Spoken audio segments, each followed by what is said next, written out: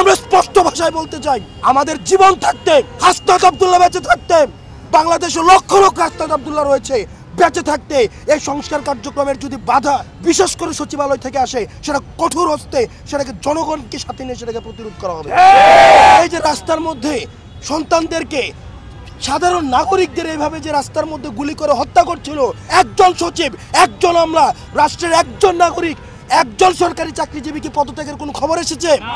আজকে যখন দেখবেন সরকার কার্যক্রম শুরু করেছে, তারা বাধা হয়ে দাঁড়াচ্ছে, যেখানে সহযোগিতা করার দরকার ছিল।